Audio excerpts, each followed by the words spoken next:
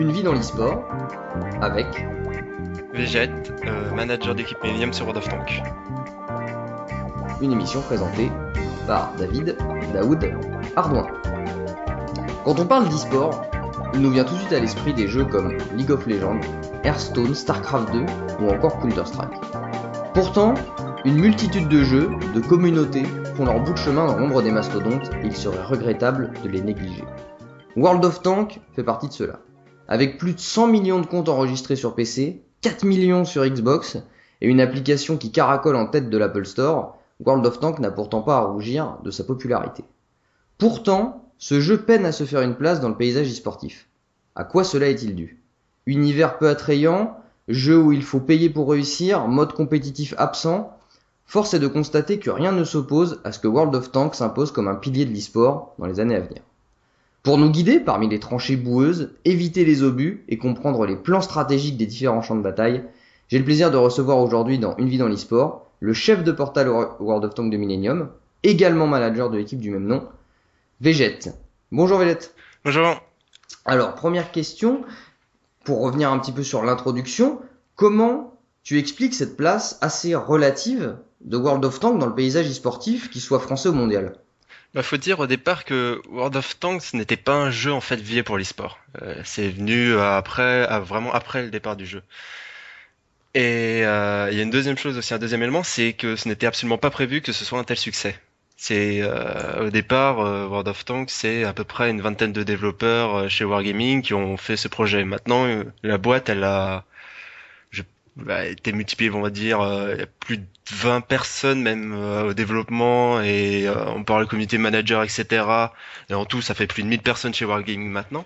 Donc c'est vraiment, on est parti côté Wargaming d'un jeu, on va dire, qui sera populaire en Russie, Europe de l'Est, à un jeu maintenant qui est vraiment très populaire. Et Ça commence quand d'ailleurs World of Tanks ? Vraiment l'aventure World of Tanks, ça fait combien de temps maintenant que ça existe, que le jeu a été lancé ? le jeu, il a été lancé à peu près il y a 4 ans maintenant. Mhm. Et donc au départ, il n'y avait pas grand monde. Justement, moi j'étais présent au début du jeu, justement au début lorsqu'il a été ouvert, même après la bêta. Et au début, il n'y avait pas tant de monde que ça. Et en 2 ans, on est passé à peu près de 10-20 000 personnes à 200 000 sur les serveurs européens, juste. Et comment tu l'expliques est-ce que c'est explicable cette explosion d'un jeu ? Qu'est-ce qui a attiré les gens là-dedans finalement ? Alors là, c'est une bonne question aussi que je me pose des fois, mais après c'est un jeu, on va dire, c'est assez convivial et c'est pas un jeu aussi qui a la même population. On n'est pas sur un MOBA ou du StarCraft ou du CS où c'est des jeux réactifs, des jeux voilà où faut vraiment être au taquet. World of Tanks c'est un jeu beaucoup plus cool, beaucoup plus posé, où on peut se faire plaisir, où on peut même se faire des délires sans trop remarquer, donc ça évite d'avoir également trop de rageux. Donc c'est vraiment c'est un jeu, on va dire, beaucoup plus paisible, beaucoup plus, je vais pas dire simple, mais Il y a une relaxant. convivialité et en plus c'est accessible comparé c'est Voilà. vrai à un MOBA où il va y avoir quand même une espèce de cap au départ à passer avant de vraiment pouvoir presque s'amuser finalement. Voilà.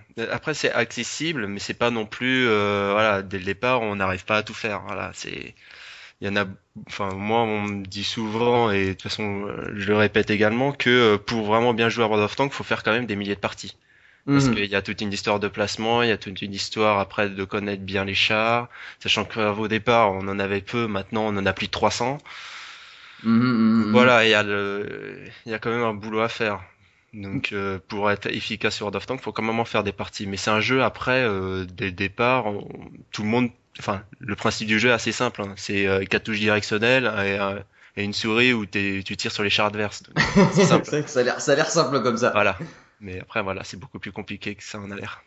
Je disais que tu étais donc du coup chef de portail World of Tanks sur Millennium, Oui, manager de l'équipe. Toi, oui. ton parcours personnel dans le jeu vidéo, ça démarre comment ?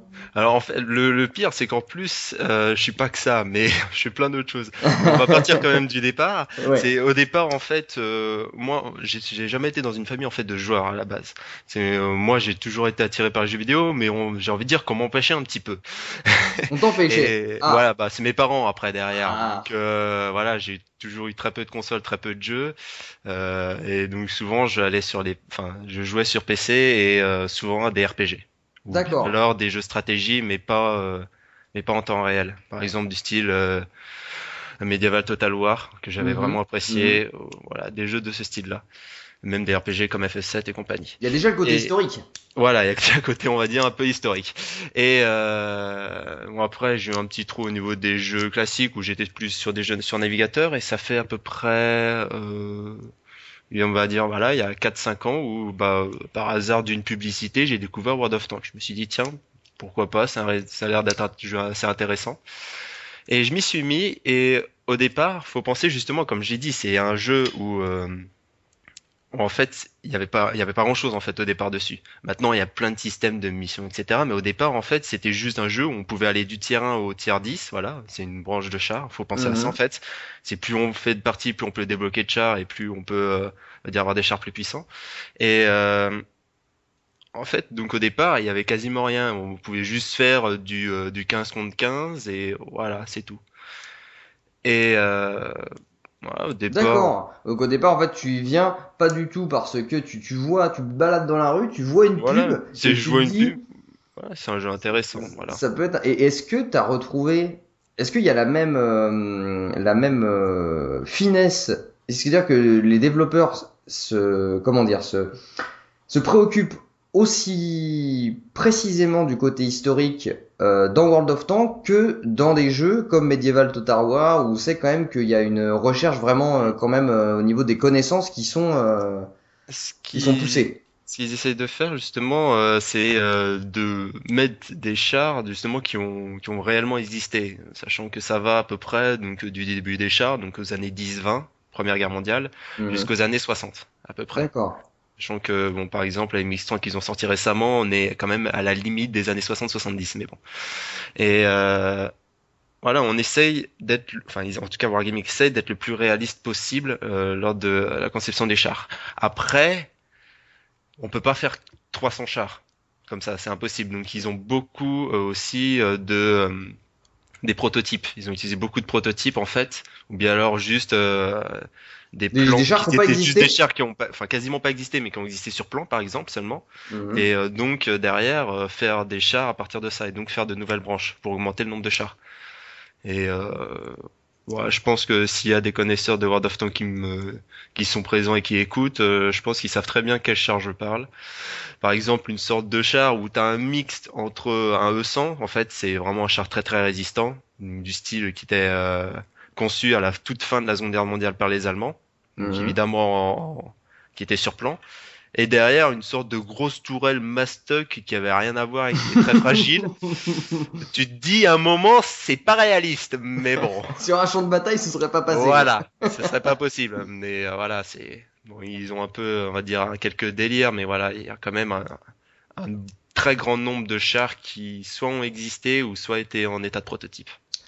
Pour les gens comme moi qui n'ont pas du tout, qui ne connaissent pas du tout le jeu, qui n'y ont jamais touché, est-ce que tu pourrais nous raconter un petit peu, je vais pas te demander de faire un historique, mais on en est d'où on part? Parce que j'ai l'impression que tu m'as dit, bon, au départ, champ de bataille, t'avais des tanks, et Voilà. maintenant, il y a des missions.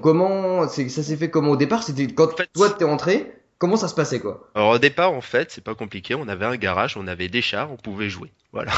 On va dire ça à peu près en règle générale. Mais bon, en étant un peu moins taquin, on avait voilà, on avait un arbre de recherche. Donc l'arbre de recherche qui permet de débloquer de nouveaux canons, nouveaux moteurs, nouvelles radios pour avoir plus, enfin pour pouvoir communiquer avec les alliés plus facilement et donc voir leurs informations. Et après des chenilles pour tourner plus vite, etc. En fait, le principe de World of Tanks et de tous les jeux Wargaming, c'est un arbre de recherche. Et plus tu avances dans l'arbre de recherche, plus tu débloques des choses et plus bah, ton char devient performant et plus tu peux débloquer d'autres chars. Et au départ, donc, on avait trois nations, donc les Allemands, les Soviétiques et les Américains. Voilà, et on avait à peu près 100 chars de débloquer. Donc le but D'accord. c'était de faire des parties et en faisant des parties tu gagnais des sous et de l'expérience et donc tu débloquais l'arbre et tu pouvais acheter de nouveaux chars. Et après, en fait, du fait du développement de Wargaming, bah, ils ont commencé à ajouter plein de choses. Alors après, je pourrais pas dire dans l'ordre ce qu'ils ont rajouté, mais je crois de mémoire, la première chose qu'ils ont rajouté, c'est un système de clan wars. Donc L'idée, c'est que justement les batailles sont en 15 contre 15. Mhm. Et bah l'idée, c'était justement de faire lutter les clans. Donc ça veut dire en fait quand t'es joueur, tu peux rejoindre un clan qui peut être de maximum 100 joueurs. Et tu Mhm. pouvais rejoindre des clans et dans ces clans, tu pouvais faire des batailles de 15 contre 15. Au départ, c'était vraiment FFA du coup. Au départ, c'était Au tu départ, t'entrais c'était dans la vraiment bataille, FFA. boum. Voilà. Ok. Et il y avait même un système de peloton où tu pouvais jouer avec tes potes. Mhm. Donc deux au départ, puis maintenant avant c'était deux si tu achetais pas un compte premium ou bien alors trois si tu avais. Maintenant ils ont tout généralisé, ils ont mis tu peux être avec deux de tes potes et tu peux jouer ensemble à trois. Et donc, la première chose qui s'est passée, c'est voilà dans les systèmes de clans, donc on va dans des clans et on fait des batailles 15 contre 15, et ça permet de récupérer de l'or qui est l'argent du jeu, D'accord. l'argent l'argent monnayable qu'on peut acheter. Mhm. Mhm. Et donc, ils ont fait système de clan, puis après, en fait, c'était pas assez parce que les joueurs demandaient vraiment un mode de jeu vraiment qui puisse être dans l'e-sport. Et D'accord. c'est la volonté des joueurs qui a incité Wargaming à faire un format e-sport. Et on est arrivé au format donc, qui est utilisé actuellement, enfin pas encore utilisé actuellement parce que c'est un format qui était différent, mais c'est le format en tout cas de 7 joueurs contre 7 joueurs. D'accord. Dans un premier temps, c'était un format donc, qui est dit 742, donc où il y avait 5 chars d'une catégorie, 2 chars de l'autre, on va dire, qui étaient D'accord. 2 scouts et on va dire et 5 chars assez performants. Puis maintenant, on est passé au format actuel où les 7 joueurs participent à peu près au même niveau, donc ils ont tous une responsabilité presque équivalente. Mhm. Pour Ouais. les gens qui... C'est-à-dire, quand on parle un petit peu du côté e-sportif de World of Tanks, Mm. moi, ce qui m'est venu à l'esprit tout de suite en préparant un petit peu l'émission, c'était bah, comment, du coup, tu équilibres un jeu. Parce que le but, c'est, j'imagine, quand tu joues en solo, d'avoir un char le plus puissant possible, Mm. parce que c'est ce qui intéresse les gens, c'est d'avoir le plus gros, le meilleur, le plus... Alors, comment ils ont pensé cet équilibrage, du coup? Tu me parles de catégorie de char, tu me parles de... Voilà. Alors oui, parce qu'en fait, en tout, sur World of Tanks, il y a 5 catégories de chars. Il y a les chars Mhm. légers, très mobiles, très maniables, qui ont une puissance de feu, on va dire, correcte, mais après, derrière, très fragile. Après, il y a les chars moyens, qui sont un peu plus résistants, un peu moins mobiles. Les chars lourds, qui bon, sont les chars, on va dire, très résistants de l'époque, du style les IS, les KV, qui Mhm. sont des chars très résistants, bien bladés, mais bon, difficiles à déplacer. Les chasseurs de chars, alors très peu utilisés dans le format e-sport par contre, parce que Pourquoi, du coup? tout simplement parce qu'en fait, ils sont obligés d'être dans une certaine position pour pouvoir être efficaces. Le problème, c'est qu'actuellement, on est dans un format où on est très très très mobile et les chasseurs de chars n'ont pas le temps de se placer. Et également les artilleries, et bah, c'est le même cas en fait, donc les canons automoteurs, où on peut tirer à distance en fait. On a une autre vue, c'est un autre gameplay. On peut tirer à distance, mais voilà, on est également dans un format où c'est pas propice justement à l'artillerie. Donc actuellement, on est dans un système où on joue énormément avec des chars très mobiles, donc les chars Mhm. légers, des chars très mobiles où on peut directement aller sur l'adversaire, directement se replacer rapidement.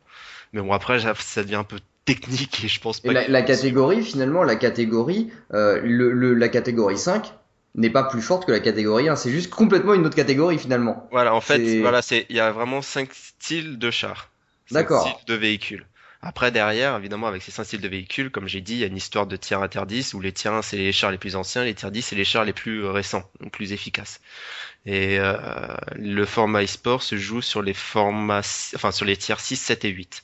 D'accord. Voilà, donc c'est pas les derniers chars, qui sont plus réservés justement pour les batailles de clans, mais les chars intermédiaires, on va dire, où l'équilibrage est peut-être le plus serré, en fait. D'accord. Et donc, comme j'ai l'impression qu'il y a une personnalisation énorme du char en termes de moteur, en termes d'équipage, en termes de canon, est-ce que finalement on retrouve un petit peu comme dans des jeux comme League of Legends, toujours, je vais dire, les mêmes chars et les mêmes équipements, ou alors il y a vraiment une diversité à ce niveau-là où les gens inventent des nouvelles stratégies, inventent Alors, des nouvelles choses. Est-ce que c'est aussi riche que ça? il y a toujours une évolution, enfin, du fait du changement de format. Comme j'ai dit, en fait, au départ, on était sur un format 742. Alors, le principe, c'était, en fait, on avait deux bases, chacun avec une base, il fallait capturer la base de l'autre ou détruire l'adversaire. Le problème, c'est que ce format-là, en fait, insistait énormément de jouer sur la défensive. Mhm. Parce que le principe, quand même, d'un char, c'est qu'on est plus précis lorsqu'on est immobile. Mhm. Voilà. Et Wargaming, donc, a décidé, on va dire, il y a un peu moins d'un an maintenant, Vous pouvez de d'ailleurs changer de retrouver la format. vidéo. Vous pouvez d'ailleurs retrouver la vidéo sur le site pour voir un petit peu la vidéo que tu m'avais envoyée où il montre justement ce changement. Voilà. Voilà, si vous avez Et envie d'aller voir. Ouais, mais en anglais en plus c'était quand je l'ai repioché, elle était assez drôle puisque ça me rappelle, c'est exactement en fait ce qui se passait, c'est ça le pire. Et donc ils sont passés sur un nouveau format justement où actuellement on est dans un format attaque-défense. Ça veut dire une équipe en attaque, une équipe en défense. L'équipe en défense a deux bases à protéger. Donc ces D'accord. bases, bah, elles sont capturables. C'est un peu dans le système en fait de Counter-Strike, mais en légèrement différent. Parce que il faut occuper une base pendant un certain temps pour qu'elle puisse être capturée et gagner. Et D'accord. sachant que si tu te fais endommager quelque chose, en fait, ta capture de ton char est annulée. Donc c'est un système un petit peu différent où justement quand tu commences une capture, bah, il faut quand même vite, assez rapidement défendre. Ou bien alors se positionner de telle manière pour pouvoir la défendre. D'accord. D'accord, d'accord, d'accord. Et donc du coup, sur ce côté personnalisation, Hmm. est-ce que ça influe ou alors c'est... Après, derrière, au niveau la personnalisation des chars, le truc c'est que, comme j'ai dit, c'est un arbre de recherche. Mhm. Donc ça veut dire que par exemple, on prend un char, au départ il a tous ses premiers moteurs et canons, et à la fin il y a les meilleurs équipements. Donc tout le monde à la D'accord. fin, à peu près, quand il utilise D'accord. le même char, il a le même équipement. D'accord. Après, enfin, après le principe aussi, c'est que, enfin, c'est pas le bon terme en équipement, c'est plus les modules. Ils ont les mêmes modules. Parce Mhm. qu'après derrière, on peut mettre des équipements pour booster un peu son char. Par exemple, on peut améliorer l'équipage pour que le char soit globalement plus performant. On peut améliorer le fouloir de canon, ce qui permet de tirer un peu plus rapidement. On peut améliorer la stabilité de son char, donc pour avoir plus de précision en mouvement, etc. Et il y a un panel d'équipements qui permet justement, pour un même char, bah, ce panel d'équipement peut changer justement ce char et avoir des propriétés différentes. Donc après, derrière, c'est à chacun de faire son medley, même s'il y a des, on va dire, des medleys un peu plus efficaces que d'autres. D'accord. Mais après, derrière, quand on est sur, voilà, c'est du 7 contre 7, donc chacun choisit sa composition d'équipe, et donc chacun, derrière, choisit sa stratégie en fonction de ça. Et c'est pour ça qu'on peut, sur un même combat, on peut avoir des compositions d'équipes différentes. Et en termes pour l'instant de composition d'équipe, comment ça s'organise? Parce que j'ai regardé du coup un petit peu de match. J'ai l'impression qu'il y a 3 sur 7, je crois, tanks très mobiles qui vont scouter. Et derrière, on est sur 4 lourds plus ou moins. Est-ce que c'est à peu près ça ou... Après, ça dépend en fait de la carte. Il y a plusieurs cartes sur le map pool. Et il y a des cartes qui sont de ville où les chars lourds peuvent être privilégiés et même quasiment totalement présents. Mhm. Donc je pense par exemple à Himmelsdorf où on joue énormément avec des chars lourds du style IS-3 et des chars à barillet français, les 50-100. Et on a quasiment que de ça et donc voilà, on a des chars très résistants. Ou bien là, on peut avoir des maps totalement ouvertes où on a quasiment que des chars légers et on va dire l'action est quasiment omniprésente parce que bah, ça arrête pas de bouger tout simplement Ça va et il très faut être très très vite très près. d'ailleurs. Et J'étais ça très va. étonné de ça d'ailleurs, de voir un match où en 10-15 minutes c'est plié quoi. Même Bah, c'est 15 même minutes pas, c'est long non, même. non, 10-15 minutes, c'est plus 10-15 minutes, justement, parce que le format, maintenant, c'est 7 minutes. Ah Et voilà. voilà, en réalité, en fait, c'est, quand l'action commence, quand vraiment on est en bataille de pur char léger, quand l'action commence, en 10-15 secondes, on peut quasiment savoir si on a gagné ou pas. Ou bien alors, sauf si vraiment très serré, là, faut attendre. Mais en 10-15 secondes, juste sur l'initiative, juste sur les premiers tirs, on peut rapidement détruire un, deux, voire trois chars, et après, derrière, justement, permettre de profiter justement de ça et pour pouvoir gagner la partie. Mais c'est bizarre en plus parce que c'est justement des chars, donc ils ont un temps de rechargement, c'est pas comme sur CS où ça peut vraiment se passer en une seconde. Mais, mais justement, voilà, c'est si peut-être ce qui, enfin, bon, après on reviendra sûrement après, mais c'est peut-être ce qui attire un petit peu moins, c'est que l'action est moins rapide que sur des jeux comme LoL ou bien leur CS:GO. C'est-à-dire que c'est peut-être aussi moins visuel, dans le C'est un sens peu moins. où t'as pas un espèce de champion qui arrive, qui fait des millions de sorts, qui fait des Voilà. millions de trucs. C'est Et pourtant, j'ai pris vraiment du plaisir à regarder ces matchs parce que j'ai l'impression qu'en termes de stratégie, pour celui qui commence, d'ailleurs, comment ça se passe? Il y a un capitaine au départ. J'ai l'impression que la réactivité dans ce jeu, en termes d'intellect, est vraiment ce qui fait la différence entre les équipes moyennes et les très grandes équipes. En fait, ça dépend énormément. Enfin, après, ça dépend énormément de l'équipe, mais Millennium, c'est un strateur principal et après derrière, il y a les autres joueurs qui le supportent. Mais après, je sais qu'il y a des équipes qui jouent avec deux strateurs, qui est en groupe de trois par exemple. D'accord. Donc, En alors gros, vraiment, il y a il y deux a, il y a mumbles. Enfin, il y a deux. il y a pas de mumble, mais on va dire il y a deux personnes qui parlent principalement et chacun pour son groupe. Donc voilà, même si justement parce qu'on n'est même pas sur un style 55 qui est déjà sur LoL où voilà chacun a son poste. Là, on est dans un système de 7 contre 7 où tout le monde a une responsabilité. Donc c'est encore plus difficile à gérer pour justement une équipe. Et c'est pour ça ce qui est plus important sur World of Tanks et encore plus que sur LoL ou sur les autres jeux, c'est vraiment le team play. Mhm. On peut être des joueurs moyens mais avoir une équipe de dingue, tout simplement parce que le team play est énorme. Mhm, mhm, mhm, mhm. Et du coup, c'est un bon moyen d'augmenter le côté e-sportif du jeu. Voilà. Parce que si c'est accessible et que, on va dire, des joueurs moyens, après, on n'entend pas parler des plus grands, mais des joueurs moyens peuvent rentrer là-dedans par le team play. Ça, c'est, moi, je vais te dire, j'ai halluciné.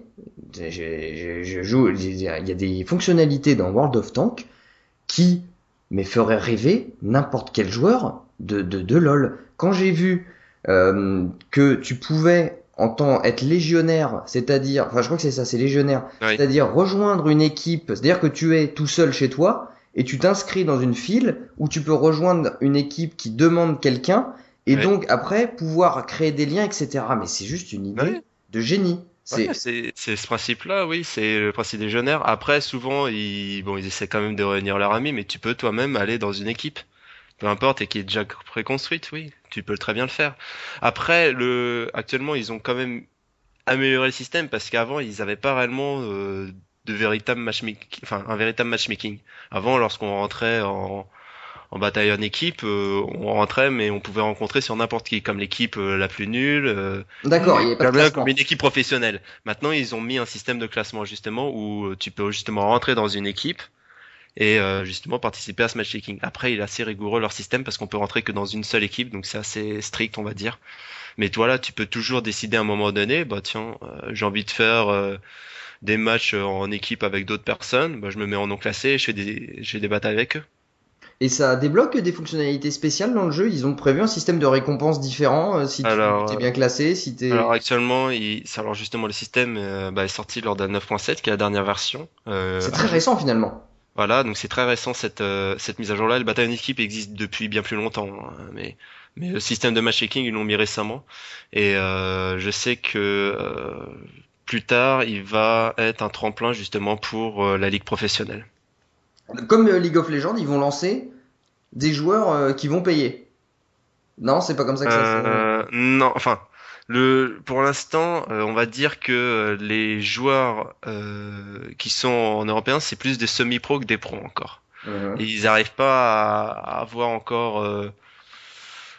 Enfin, je pense que du fait qu'il n'y ait pas encore assez de public, ça n'incite pas encore à vraiment réellement payer les joueurs. Après, Mhm. ils ont quand même des bons cash price, hein, je dis pas le contraire, hein. Je crois que le vainqueur, enfin les vainqueurs par exemple, je sais en Ligue européenne, quand ils gagnent, c'est 50 000 euros. C'est quand même un bon pactole. En 7. Voilà, à 7. Donc ça fait quand même 7 000 euros par joueur. Mhm. Mais voilà, le problème c'est que à part pour peut-être les deux, trois premières équipes, derrière, c'est quasiment impossible de pouvoir vivre de World of Tanks actuellement. Mhm. Mm, Par rapport à LoL par exemple. D'accord. Et donc là, toi, tu t'occupes de l'équipe Millennium, une des meilleures équipes françaises de ce que j'ai pu comprendre. Quelle compétition vous avez? Est-ce que vous vous axez sur le leaderboard? Est-ce que vous vous axez sur ESL, j'ai vu? Ouais. Quelles sont les choses actuellement qui déterminent finalement les meilleures équipes françaises? Alors en fait, faut penser que sur World of Tanks, il y a peu de styles de tournoi et la plus grande majorité est sur le SL en fait. Et justement, comme je dis, je fais plusieurs choses. Moi-même, je suis un administrateur ESL. Donc c'est pour ça que D'accord. je suis assez au courant. Donc c'est pour ça que je touche à tout en fait. Et donc la plupart des compétitions sont sur le ESL, même s'il y a d'autres, on va dire d'autres sites comme Top Gaming, je pense particulièrement, qui fait également des tournois World of Tanks. Mais toutes les compétitions principales sont sur le ESL. Ça veut dire à la base même la ligue de Wargaming était sur le site de l'ESL. Maintenant ils l'ont un peu séparé. Mhm. Mais tous les euh, tous les anciens systèmes justement pour les classements, bah, c'était sur le SL. Les Go Forward, c'est un système de l'ESL et c'est le seul tournoi hors dehors de la Ligue européenne qui permettait d'avoir un revenu. Mhm. Et après, il y a toutes les compétitions nationales que les admins administrent pour justement avoir quelques récompenses. Mais là, on n'est plus dans des sous, on est plus dans de l'argent du jeu, quoi, dans de l'or. D'accord. Et là, j'ai vu récemment, on en parlait avant l'entretien, la DreamHack. Hmm. Cette première, est-ce que c'est une Euh, première au niveau LAN, c'est pas la sur World of DreamHack, Tanks? c'est pas la DreamHack. Pas la DreamHack, excuse, Gamer la Gamer Assembly, oui. Assembly. Alors, en fait, c'est pas la première, c'est la deuxième parce que Gamer Assembly, ils avaient fait un petit test sur la Halloween, mais c'est la première véritable LAN, on va dire grosse LAN qui sponsorise l'événement World of Tanks. Ils avaient déjà tenté, je crois, il y a 3 ans, mais bon, voilà, le problème c'est que c'était le début de l'e-sport et bon, il n'y avait pas vraiment encore le public. Là, ça a commencé, mais on va dire que ça a mis énormément de temps à se faire, et malgré que ça poussait un peu de tous les côtés. Au final, il n'y a pas eu énormément d'équipes, mais voilà, ça progresse petit à petit. Même les sponsors arrivent, hein, parce qu'au départ, quand j'ai commencé au niveau de l'ESL en tant qu'administrateur, je vais parler il y a 1 an et demi. Mhm. Au niveau des structures, il y avait que Red Fox, donc, qui est une structure, je crois qu'il y a Laval de mémoire, mais avec voilà que cette structure-là. Et maintenant, bah il y a Millennium depuis 1 an, il y a Infamous qui a une équipe Mhm. e-sport. Mhm. C'est en tout cas les deux structures principales. À un moment, il y avait Team CyberPC qui en avait une, mais ils l'ont supprimée. Mais voilà, il commence à y avoir un bon nombre d'associations qui s'intéressent à World of Tanks et qui, en tout cas, sponsorisent certaines équipes. D'accord, d'accord, d'accord. Et cette histoire de, donc là, récemment, il va y avoir une ligue professionnelle, donc qui est organisée par le créateur du jeu. Oh, elle existe déjà, hein, mais Elle existe c'est déjà. ah oui, elle existe déjà, hein. Ça fait depuis 2 ans qu'ils l'ont réellement installée en fait. Mhm. Mais voilà, ils ont, comme je l'ai dit, ils ont changé le format bah, il y a 6 mois, tout simplement parce qu'il était trop passif l'ancien format. Donc là, on va arriver à la 6e saison européenne. Ah oui, d'accord. Le changement a eu lieu à la 5e saison justement au niveau du format. Et donc il y a eu la deuxième finale mondiale il y a quelques jours. Je pense que je t'ai envoyé quelques vidéos aussi à ce C'est sujet. ça, c'est ça. Et c'est quoi la composition des équipes au niveau des tournois, au niveau des pays représentés? Est-ce que C'est c'est bien. beaucoup, j'ai l'impression que c'est beaucoup plus de pays de l'Est, non? C'est ça, oui. C'est énorme. Bah, tout simplement aussi au niveau de la population des serveurs, c'est assez impressionnant. Et je sais pas si tu as eu le temps de t'informer sur ça, mais les serveurs russes ont un moment réussi à accueillir plus d'1 million de joueurs en simultané. J'ai vu qu'il y avait un Et record d'ailleurs sur un seul serveur de, je sais plus, voilà, c'est ça. ouais, c'est ça, 1 million. Voilà, et tu te dis, ok, d'accord, je crois qu'il y a une très très grosse population. Donc voilà, il y a un énorme réservoir de joueurs au niveau Russie. Mhm. Et c'est eux qui ont le jeu en premier, donc ils ont voilà, un plus C'est gros une, réservoir c'est que les une autres compagnie nations. Et russe? c'est aussi pour ça, c'est pas exactement les Russes, mais c'est de l'Est, c'est biélorusse à la base. D'accord. Mais voilà, c'est à la base, donc c'est un jeu pour justement l'Europe de l'Est et ils sont arrivés en premier, ils sont bien plus nombreux, donc ils sont un peu dominants, on va dire. Hmm. Et ça s'est vu lors de la première grande finale mondiale. La deuxième, on a eu, on va dire, l'imprévu qu'il y a eu, c'est une équipe asiatique Ah, donc qui même s'est les, révélée. d'accord, les Asiatiques, ils sont partout. Et ils Ils sont arrivent partout. révélés, ils sont révélés, on va dire, mais bon, il y a qu'une seule équipe asiatique qui a réussi à passer. Les autres, elles sont un peu fait bouffer. Donc Mhm. voilà, c'est un peu aussi comme la première finale où il y avait une équipe asiatique aussi qui avait réussi à faire top 4. Mhm. Et donc voilà, c'est la surprise asiatique. Les équipes européennes, bah le truc c'est que au niveau de la Ligue européenne, on avait des équipes russes, mais on a quand même eu Kaznaku qui a fait quatrième, qui est une équipe serbe, même Mhm. maintenant plus européenne que serbe. Et par contre, ceux qui sont le plus à la traîne actuellement, c'est les Américains. D'accord. J'ai envie de dire comme sur les MOBA aussi, comme sur pas mal d'autres jeux, mais sauf tout ce qui est FPS, ils sont forts, mais après derrière ils ont un peu de problème. Et ouais, sur World of Tanks, ils ont eu j'ai eu de la peine pour eux quand même, hein. C'est Ah comme non si mais nous, on allait jouer au football c'était horrible. américain, quoi, ou au baseball. Voilà, ça faisait mal à voir quand même.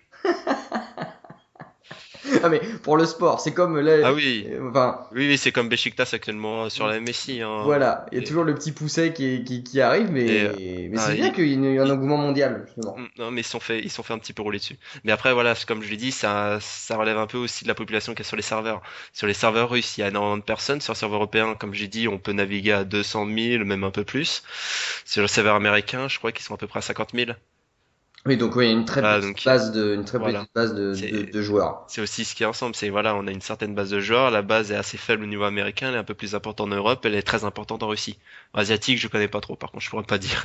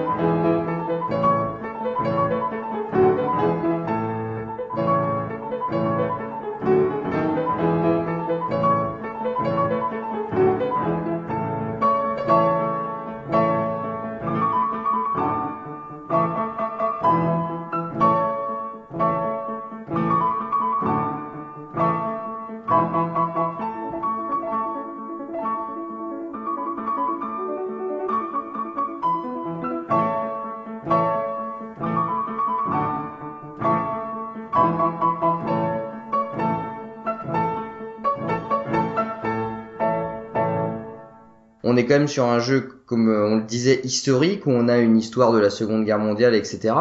Est-ce que ça a influencé soit les communautés russes, et est-ce que justement le marché asiatique, par exemple, je sais que la Chine a un système de censure au niveau des jeux qui est drastique, enfin drastique.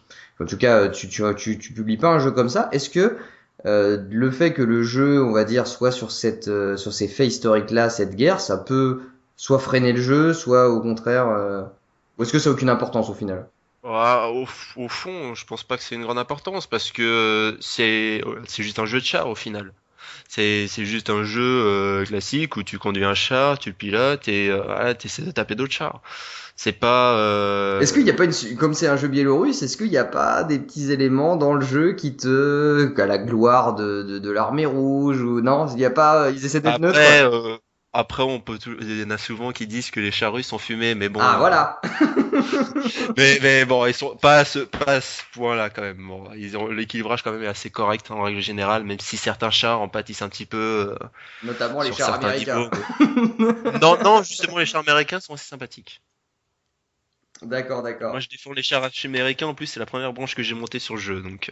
Et donc du coup, tu choisis, donc en plus d'avoir tous les histoires de chars, c'est-à-dire que est-ce qu'il y a, quand pour l'équipe Millennium, imaginons, il y avait des joueurs, j'imagine, qui avaient monté leur branche de leur côté. Est-ce que quand tu rentres, justement, tu veux avoir un style compétitif, est-ce que tu es contraint de monter certaines branches obligatoirement, du coup? J'imagine. Ah oui, c'est obligé. C'est obligé. T'es obligé d'avoir un certain pool de chars. Encore pour les ligues européennes, ils ont des comptes spéciaux où tous les chars sont débloqués. Mais lorsque tu fais des compétitions, tout ce qui est qualification, c'est ton propre compte. Donc ton propre compte, tu dois avoir les chars qui conviennent. Actuellement, par exemple, tous les gros joueurs doivent avoir un T54 Lite. Bon, je vais parler des chars, mais le Vas-y. T54 RU, et c'est des branches en fait assez récentes. Donc ils ont dû monter ou bien leur payer l'un ou l'autre, de toute façon, pour avoir ces chars-là et les jouer justement pour être à l'aise. Donc il y a quand même un travail à faire pour les joueurs pro, Et est-ce que obligatoire. ce serait pas, est-ce qui pourrait freiner un petit peu ce développement de sentir finalement une espèce de, comment dire, de déséquilibre pour quelqu'un qui voudrait, comme moi, je sais pas, monter son équipe. Ah, c'est clair que si tu débutes maintenant, c'est clair que c'est très difficile après à rattraper, mais tu peux être dans une équipe en ne possédant que, on va dire, trois chars. Et tu fais un poste du coup. Donc tu as une certaine généralité et après derrière, bah, tu joues avec ces trois chars-là. D'accord, d'accord, d'accord, Et d'accord. tu adaptes à la stratégie avec ça. Tu peux par exemple, actuellement, on va dire quoi? On va dire, tu prends un char lourd comme l'IS-3, tu prends un char léger comme le T-54 Lite, et tu prends un petit char en tier 6 comme un Houston. Tu montes trois branches différentes, qui sont assez sympas à jouer. Et avec ces trois chars-là, bah, tu peux être dans une équipe très facilement et jouer sur n'importe quelle carte avec un bon char. D'accord. Voilà. En parlant du format actuel, quelles seraient tes critiques à toi? Quelles améliorations tu penses on peut, est-ce qu'ils sont arrivés à un état où finalement on va rester là-dessus au moins pendant la saison 5, mais est-ce que déjà il y a des choses qui arrivent en termes de critiques, de modifications qu'il faudrait faire, de choses qui vont pas, en tout cas pour toi ou pour les joueurs? Moi, c'est ma plus grande difficulté, c'est critiquer les choses. Mais, mais on va essayer d'y aller parce que en fait, justement, le changement de format a été effectué du fait de critiques justement sur un jeu trop passif. Et là, justement, ils ont un peu répondu à ça, de passer à un format justement qui est beaucoup plus agressif et Toi, ça t'allait le côté sur des défensif au cartes. final? Bah après, c'est un format différent, on va dire. Mais bah, c'est toujours plus passionnant lorsque l'action est directe et au lieu d'attendre 7 minutes avant que l'action se fasse. Mhm. Mais voilà, on est passé sur un format beaucoup plus agressif où on est obligé vraiment d'effectuer une action assez rapidement et de se positionner rapidement, sinon on est puni. Et c'est un format en tout cas qui est intéressant actuellement. Voilà, ils ont changé le format il y a 6 mois, le format actuellement intéressant. Après, faut voir sur quelle dérive ça peut aller. Et lors des grandes finales, pour moi, peut-être le truc qui m'a un petit peu gêné, c'est que les matchs souvent ils se terminaient en 1 minute 30. Oui. Le problème, c'est que sur un format de ce style-là, ça veut dire qu'on fait vraiment deux équipes qui s'affrontent directement. Donc les points principaux, c'est le focus, donc détruire les chars les plus rapidement possible, et donc après la synchronisation lors de l'attaque. Mais après, on n'a plus vraiment cet aspect stratégique sur certaines cartes. C'est peut-être ce qui me bloque un petit peu. C'est-à-dire qu'en gros, il y a des stratégies, on va dire, obligatoires où il faut faire ça, et après ça se joue au skill. Ouais. Voilà, soit en fait, il y a même ce qui a été un peu critiqué justement parce que je regardais le Twitch à côté, il y a l'équipe asiatique justement qui arrivait en finale, elle se faisait appeler YOLO Gaming parce que c'était Yato Gaming ou je sais plus comment, ils s'appelaient YOLO Gaming Mhm. parce que la plupart du temps on les voyait vraiment tous rush en même temps. Et ça Bah voilà, marchait. ça veut dire et ça marchait parce qu'ils avaient une très bonne synchronisation. Et les adversaires ils étaient pas forcément très bien positionnés pour absorber ce rush et lorsqu'ils étaient très bien synchronisés là-dessus, bah le focus était excellent. Donc il a fallu que ça soit l'équipe russe d'Hellraiser justement qui ont un niveau de jeu exceptionnel individuellement et ils étaient groupés et donc ils ont profité justement de ces deux avantages-là pour justement vraiment détruire les Asiatiques en finale. Et le résultat, c'était 7-1 quand même sur les cartes, donc ça fait mal. Mais voilà, le problème, c'est qu'on est peut-être arrivé à un stade où sur certaines cartes, on a trop tendance à vouloir rush directement au milieu et faire un affrontement frontal. C'est peut-être voilà le seul. D'accord. Ta seule ouais, pour l'instant, la seule critique, c'est vrai que peut-être pas assez de diversité. Est-ce qu'ils ont prévu dans l'avenir il y a combien de cartes là pour l'instant? Alors, au niveau du format e-sport, il doit y en avoir à peu près une quinzaine, mais il n'y en a que 6 qui sont utilisés en compétition. Bah, après, bon, ça ne me demande pas question pourquoi. Après, Mhm. certaines cartes ont quand même un certain déséquilibre et ça se voit. Donc c'est pour ça qu'ils sont pas utilisés. Mais peut-être après derrière, c'est pour faire des tests sur les serveurs classiques et voir s'ils peuvent pas les ajouter. Ils ont toujours effectué comme ça Wargaming. Ils ont toujours fait des tests en avance, puis après derrière, lorsque c'est bien testé, bah on passe sur le format e-sport. Et les équipes choisissent, ont des cartes favorites, on peut choisir ou c'est complètement aléatoire au départ de la finale ou alors on joue sur toutes les. Là, tu me parles de 7-1. Donc du coup, on fait toutes les cartes ou. Alors en fait ça dépend des En fait ça dépend des compétitions. Par exemple si on prend les petites compétitions S7, les cartes sont déjà déterminées. Sur par exemple la ligue sur c'est le tournoi mondial, c'était les équipes qui choisissaient quelles cartes ils éliminaient. Puis après c'est en forme dégressif, c'est un peu voilà, tu choisis, c'est un peu comme dans l'idée de StarCraft 2 en fait. Si tu élimines les cartes, puis après t'as un map pool. D'accord, Bah, c'est le même principe. Et après derrière sur une même carte, tu joues 2 fois en attaque, 2 fois en défense. d'accord. Donc t'as de et si ça fait 2-2, on refait une map. Voilà, en fait tu refais la carte d'après. D'accord, Ça veut dire que, par exemple, la finale était en BO13, donc il y avait 3 cartes où tu jouais 4 fois, et tu avais après le tiebreaker qui était sur une quatrième carte. d'accord, Carte R. d'accord. Là, j'ai vu qu'ils avaient donc World of Tanks. J'ai l'impression, alors tu vas me dire ça, j'ai l'impression qu'il y a le jeu original, c'est-à-dire World of Tanks, je ne sais pas, PC. Et j'ai l'impression qu'ils Hmm, sortent hmm. des, comment dire, des autres sortes de jeux, un peu comme. Ouais, c'est ça en fait. Dans l'idée, c'est que, bah, à la base, c'est Wargaming. Ils ont fait World of Tanks et ils ont eu un tel succès. Bah, ce succès a permis de développer d'autres jeux. Donc, ils ont développé Warship, donc les jeux de bateau qui est actuellement en bêta fermée. Il y a Warplane, qui est le jeu d'avion, qui a été un petit peu loupé. Moi, je- ils sont un petit peu d'accord parce qu'ils ont sorti un petit peu rapidement et il s'est fait bouffer par un autre jeu. Mhm. Et il y a le jeu de cartes actuellement général, ce qui est également en bêta fermée, qui va bientôt passer en ouvert. J'ai vu d'ailleurs des Et vidéos sur ce jeu de cartes.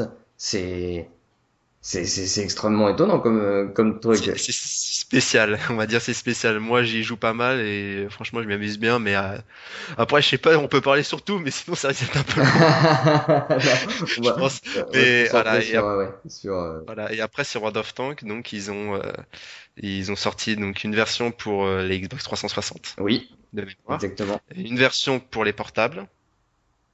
Et Donc c'est il y a les mêmes systèmes de compétition, d'équipe, etc. sur la 360. non, pour l'instant, non. Pour l'instant, enfin, sur 360, c'est peut-être celui que je regarde le moins, donc je pourrais pas vraiment me dire, mais je crois pas. Sur Blitz, le format est différent parce que c'est un jeu sur portable, donc il est axé en fait sur un format 7-7 avec des cartes totalement différentes qui sont plus petites. Les chars sont les mêmes, enfin, sont à peu près les mêmes, mais il y a quand même des petites différences au niveau des temps de rechargement, mais le blindage reste historique.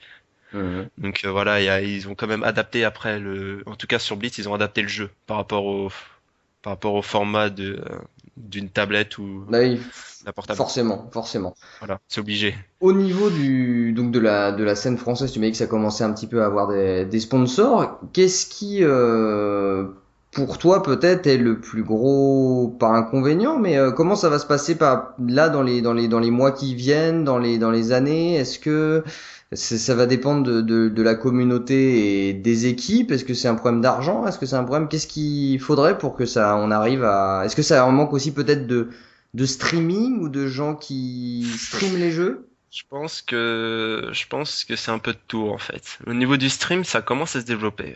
C'est vrai qu'il y a un an, niveau stream, tu regardes World of Tanks, il y avait C'est quasiment vrai. rien. Maintenant, ça commence à venir, même en France, commence à avoir des streamers bon, qui ont pas encore plusieurs centaines de viewers, mais on n'est pas loin de la centaine pour certains Français. Mhm. Et après, il y a des gros streamers, Quickie Baby, principalement Circonflex. Ces deux-là, quand ils streament sur World of Tanks, ils ont des milliers de viewers quand même. Donc c'est vraiment deux streamers qui sont à un bon niveau.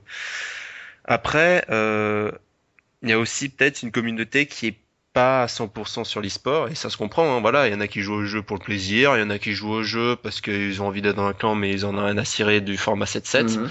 C'est aussi le petit truc aussi par rapport aux autres jeux, c'est que, comme j'ai dit, World of Tanks n'a pas à base été prévu pour faire être un format, enfin être sur un format e-sport. Alors sur LoL on fait du 5-5, sur CS c'est du 5-5, sur StarCraft 2 c'est du 1 contre 1. Le jeu de cartes on n'en parle pas, du style Hearthstone. Mais World of Tanks, voilà, à la base on n'était pas du tout sur ce format-là, comme je dis c'est un format 15-15 et donc on est arrivé sur un format e-sport en 7 contre 7 et c'est pas le format de jeu Mhm, classique. mhm, Et à mon mhm. avis ça incite également à ne pas avoir énormément de monde qui est intéressé à ça. Est-ce que je peux comparer ça un petit peu à un Call of Duty finalement? Je sais pas, franchement je sais Parce pas. que j'ai l'impression qu'il y a une énorme masse de joueurs qui jouent du FFA, du Team Battle, plein de choses, mais qui n'arrivent pas à... Et peut-être que ce n'est pas aussi la politique, les mecs qui vendent des millions de jeux, ils Ouais. n'ont pas envie non plus, ils n'ont pas besoin d'intéresser des gens à un format e-sportif. Et pourtant j'ai l'impression que Battlefield, Call of Duty, on commence à avoir des compétitions qui commencent petit à petit à se lancer, quoi. Je connais pas assez ces deux sujets-là, mais le truc aussi avec les Call of Duty et le Battlefield, ça, je vois, c'est un jeu chaque année, donc je sais pas si derrière ça va pas un peu épuiser leur Mhm, communauté. mhm, mhm, Du fait mhm. qu'à chaque fois que toutes les années tu dois racheter un jeu pour jouer, alors que World of Tanks justement c'est un free-to-play à la base, donc c'est-à-dire que tu peux le télécharger et tu peux y jouer directement. Je sais pas si on peut vraiment les mettre sur le même plan. D'accord. Chef de portail sur Millennium, t'étais administrateur ESL avant d'arriver sur Millennium ou ça s'est fait Alors, dans la foulée? Alors dans l'ordre, au niveau e-sport, donc au départ j'ai découvert ça par le SL de toute façon, Mhm. donc je faisais du un contre un de mon côté, puis après je voulais aller dans une équipe, et je me suis intéressé comme ça, vite fait, j'ai demandé, et j'ai vu une structure, c'était Hostile Gaming, c'est une petite structure, voilà, qui avait quelques équipes, mais pas vraiment un véritable sponsor, enfin pas, c'est pas vraiment un véritable sponsor en fait dans l'idée. Et en parallèle, justement, voilà, je m'intéressais également. C'est mes débuts, on va dire, sur l'e-sport, hein. C'était il y a 2 ans maintenant. Mhm. Ouais, un peu plus de 2 ans. Et justement, je m'intéresse pas et je m'intéressais justement parce que j'aime bien rédiger des choses, j'aime bien faire des guides, etc. Et je m'intéressais justement à un endroit où je pouvais faire ça. Et en parallèle, Millennium recherchait justement un rédacteur sur World of Tanks. Ah bah, je me suis dit, bah tiens, je vais y aller. Mhm. Mhm. Mhm. Pourquoi pas? Donc j'ai postulé et voilà, j'ai été accepté. Ce qui fait qu'aussi je me sens un peu seul sur la rédaction sur Millennium parce que niveau de World of Tanks, il y a très très peu de Mhm. rédaction. Mhm. Mhm. Mhm. Et donc voilà, c'est quasiment moi qui tiens le portail à À bout de 90%, on va dire. bras. Voilà. Et voilà, en parallèle, donc je faisais les deux en parallèle. Puis après, bon, c'est pas que j'en avais un peu marre, mais puisque j'aime bien justement, j'aimais bien jouer en 7-7. Et je me suis dit, bah, j'aimerais bien faire l'administration, mais j'aimerais pas être dans une équipe en même temps. Pour Mhm. moi, être dans une équipe et administrer, c'est pas compatible. Mhm. Alors certains admins le font, moi je suis pas pour. Donc j'avais prévenu la structure en décembre 2013 que bah, j'arrêtais de jouer et je passais administrateur ESL. Mhm. Et donc voilà, j'y suis actuellement depuis 2014, ouais, tout début 2014. Et maintenant, je suis même responsable des récompenses. Donc, ça veut dire que si vous voulez avoir de la thune sur World of Tanks, bah faut me causer. Ah voilà, voilà, là, tu vas attirer des gens. Là, on commence à venir au vrai sujet Voilà. Mais voilà, depuis un an en plus, c'est Vous ça en voulez plus, des parce que je me suis un chars? peu écarté. Voilà, vous allez quémander. Donc, le pire, c'est que je me suis un peu écarté justement du pur administratif au niveau des tournois, même si j'en fais toujours un peu de temps en temps pour faire tout ce qui est la rétribution, parce que c'est un travail assez lourd. Et en parallèle, je suis sur la rédaction, et en parallèle, donc, ce qui était je crois que c'était il y a pile un an, je crois, même un petit peu moins, un petit peu plus d'un an, où Millennium justement allait rechercher une équipe parce que Wargaming allait sponsoriser un petit peu Millennium et il cherchait justement à avoir une équipe, à avoir un étendard. Mhm. Et donc il y a un grand tournoi justement sur Millennium que j'ai administré. C'est pour là, tu vois, à chaque fois je reviens mais dans tous les gros coups comme ça. Que j'ai administré donc avec deux autres personnes qui étaient des anciens admin ESL, enfin un ancien admin ESL et un ami, on va dire. Et d'où après l'apparition de l'équipe Millennium en juillet, Mhm. qui était apparemment l'équipe Race Grise. Et voilà, et donc je suis devenu manager de leur équipe. Surtout sur toutes les compétitions européennes. Mhm. Sur les compétitions françaises, je les ai laissé un peu gérer de leur côté parce que voilà, donc fait, comme j'ai dit, les compétitions françaises, principalement ESL, ESL je suis administrateur, Oui, il y a un conflit d'intérêt. et Voilà, je peux pas rentrer dans ça. Donc je m'occupais d'eux au niveau européen et sur les autres compétitions, donc les autres tournois qu'il y avait autre part, comme la Halloween, où je me suis principalement occupé d'eux. Gamer Assembly un peu moins parce que je pouvais être un peu moins présent, mais voilà, je m'occupais quand même d'eux. Donc manager, est-ce que tu as un rôle de stratégie ou alors tu es juste là pour dire bon là faut s'inscrire là faut faire ça, c'est quoi exactement le rôle Je, je peux pas avoir la carrure pour me déclarer stratège. Tout simplement parce qu'ils connaissent, j'ai pas envie de dire qu'ils connaissent bien mieux que moi quand même, une nouvelle casquette. Mhm. Parce que je stream également les compétitions World of Tanks en français. Donc voilà, sur tous les ELFRF, les ESLFR, souvent je les commente. Mhm. Donc, je m'y connais quand même bien au niveau stratégique, mais j'ai pas leur niveau de jeu. Voilà, j'ai un bon niveau de jeu, mais j'ai pas leur niveau, donc je peux pas m'appliquer dans la stratégie. Mhm. Donc, au lieu de justement d'aller dans ça, je m'occupe donc de l'autre flanc, donc ce qui est toutes les compétitions européennes, tout ce qui est réclamation, tout ce qui est donc inscription, euh, par exemple tout ce qui est géré au niveau de la Halloween, au niveau du temps, etc. Bah je m'occupais de ça, Mhm. voilà, je Mhm. m'occupais de ça, mais du côté, enfin pas du côté du jeu justement, du côté hors dehors du jeu, Organisationnel. voilà organisationnel. Ouais. D'accord. Et pour l'équipe Millennium, du coup, c'est quoi l'avenir? Est-ce qu'on justement cette ligue professionnelle, c'est envisageable? C'est au niveau des joueurs, est-ce que c'est quelque chose que je pense à League of Legends, parce qu'on en revient toujours au grand truc, mais est-ce qu'il y a des entraînements quotidiens? Est-ce que comment ça s'organise au final? Alors actuellement, ils sont un peu dans une position de pause parce que bah, tout simplement, il n'y a pas de ligue actuellement européenne, elle est en pause, justement pour attendre la nouvelle saison. On est à la fin des mondiaux, donc il y a une Mhm. pause. Au niveau français, bon, c'est des compétitions régulières, donc ils y participent hein, de temps en temps, ils font des bons résultats. Bon, le dernier tournoi, il s'est déroulé 8 mai. Bon, ils ont un peu foiré leur demi-finale, mais bon, là, sinon après derrière, ils ont bien joué. Donc bon, voilà, ça arrive hein, de rater un coup. Mais ils font des bons résultats en français. Actuellement, ils ont pas trop de temps de jouer les Go Forward. Parce que Mhm. dimanche 14h, il y a pas grand monde, on va Ouais. dire. Mais actuellement, voilà, ils sont dans une position un peu de pause où ils jouent quand même de temps en temps. Ils jouent au format classé où ils sont déjà à la dernière ligue. Donc voilà, ils s'entretiennent, mais sans non plus être sérieux. D'accord. Et après, derrière, leur dernier résultat véridique en Ligue européenne, c'est donc le championnat, on va dire, intermédiaire. Parce qu'en fait, dans l'idée, faut penser à ça, en fait, dans World of Tanks, il y avait trois championnats. Il y avait la Ligue principale, donc les 12 meilleures équipes. Mhm. Après, il y a une Ligue intermédiaire où il y avait 30 équipes. Et après, il y avait le reste. Et donc, il y avait un format d'up and down. Enfin, toutes les semaines pour la ligue la plus basse à la ligue intermédiaire et après il fallait être dans les 6 premières équipes pour pouvoir espérer aller en ligue professionnelle. Ça c'est le format avant, je sais pas comment ils vont faire maintenant. Et bah, justement de cette dernière saison, bah, Millennium avait fait top 10. Ils D'accord. avaient juste à la enfin 9e ou 10e place, je sais plus exactement, mais voilà, ils étaient pas loin de la porte de la ligue professionnelle. Donc on peut Donc envisager maintenant, un petit futur. c'est envisageable, surtout que il y a une nouvelle politique aussi au niveau de Wargaming parce que avant, au niveau européen, bah, il y avait des équipes russes, donc par exemple Virtus Pro, qui étaient présents. Mhm. Et ben, maintenant, justement, ces équipes ne pourront plus être présentes. Il pourra plus y avoir deux équipes totalement russes. Pourra y avoir un certain nombre d'étrangers, mais on peut pas avoir une équipe totalement russe. Et actuellement, on sait qu'il y a eu donc Virtus Pro qui est parti. On a eu un disband d'une équipe, donc on sait qu'il y a deux places qui sont libres en Mhm. ligue professionnelle. Mhm. Et pour l'instant, on n'a pas de nouvelles. Voilà, donc on est un peu dans le flou, donc on attend les nouvelles. Et quand on les aura, bah, faudra être prêt. D'accord. Ok. Bah très bien. Bah merci beaucoup d'être venu nous présenter un petit peu World of Warcraft. Est-ce que t'as un dernier mot pour C'est les derniers mots, peut-être c'est comme mes avis, c'est toujours dur en fait pour moi. une, une petite dédicace à Millennium. Voilà. Bon bah sinon, hein, on se Non, quitte. non, mais après Ouais. derrière, de toute façon, il y en a beaucoup qui m'ont. Enfin, le premier, pour moi, la seule personne que je peux remercier, c'est Mhm. la première qui m'a mis dans le bain dans l'e-sport. Donc c'est Simba qui est actuellement encore chez Hostile Gaming. Donc, pour moi, si j'ai une seule personne à remercier, c'est lui. Bah écoute, Voilà. parfait. Merci beaucoup. Mais de rien. À bientôt et bon courage pour l'équipe Millennium. On suivra ça de près. Merci beaucoup.